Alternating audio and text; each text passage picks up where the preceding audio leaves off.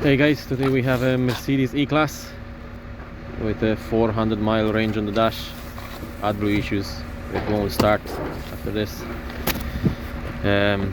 It's a mobile call out, one of the local garages as well. It's the 2-liter diesel ECU W13 chassis, AMD ECU here. I'll have to remove this later on.